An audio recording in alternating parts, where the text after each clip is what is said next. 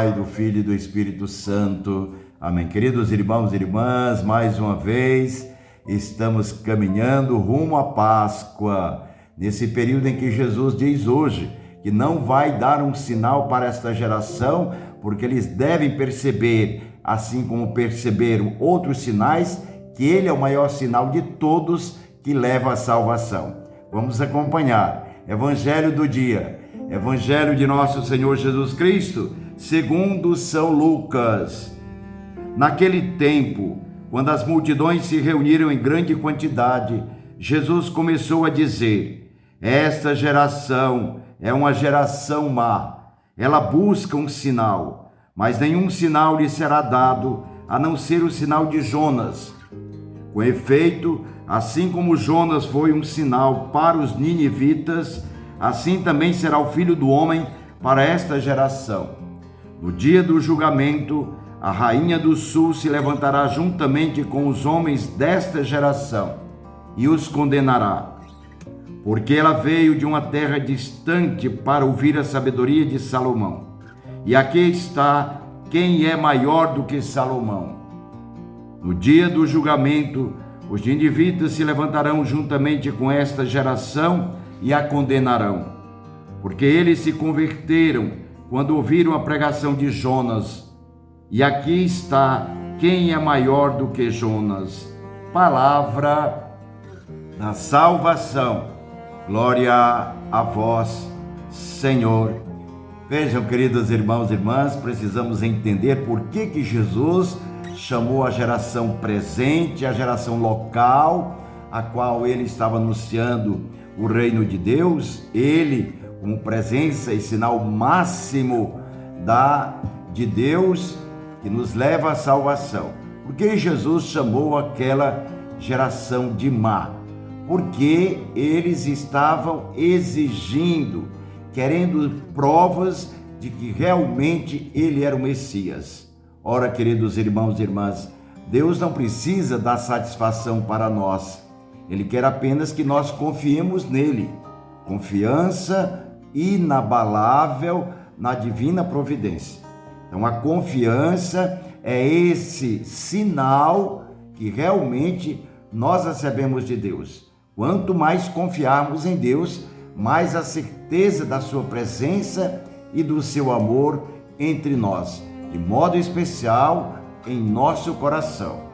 Por isso que hoje Jesus diz que é uma geração má, mas não vai ser dado esse sinal.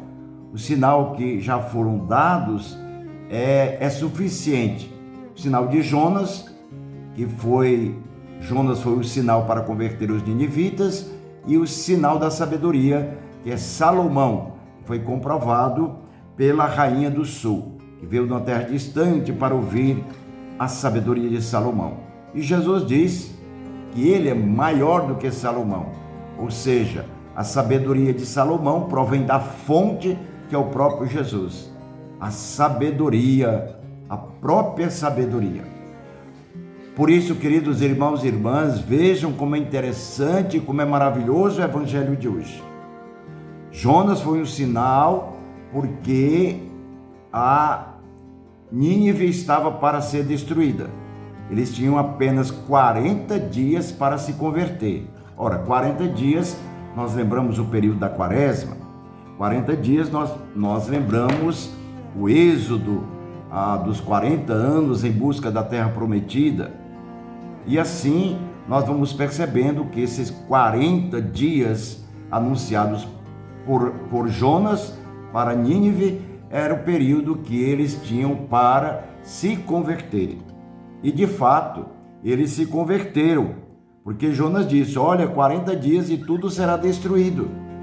Então eles se converteram, acreditaram que Deus estava falando por meio de Jonas. Então Jonas foi esse sinal que levou o povo, desde o mais simples até o rei, à conversão. Assim também, a sabedoria de Salomão fez com que a rainha do sul se convertesse.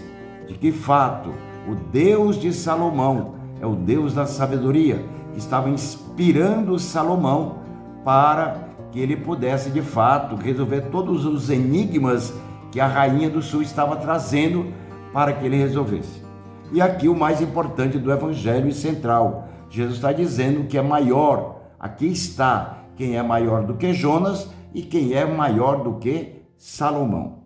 Por que é maior do que Jonas e por que é maior do que a sabedoria de Salomão? Como eu já falei, porque ele é a própria sabedoria. E maior do que Jonas, porque Jonas levou a conversão. E Jesus é aquele que faz com que nós sejamos remidos dos pecados. É ele que nos tira do pecado, das garras do mal. Como nós vimos ontem e vimos também na quarta-feira de cinza, das maldades da serpente, das insinuações da serpente, para que a gente se afaste de Deus.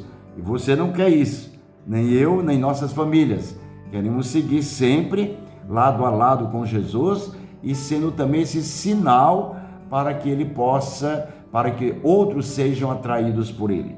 Por isso ele veio morar entre nós, ele está em nosso meio. É a moradia privilegiada de Jesus, é o nosso coração. Mas tudo que é divino para o mundo tem que ser concretizado. Então a moradia também deve ser concretizada como um ato social, para que os irmãos e irmãs também tenham condições, como nós temos, de ter vida digna nesse mundo, moradia digna. Deus abençoe, felicidade para todos nós.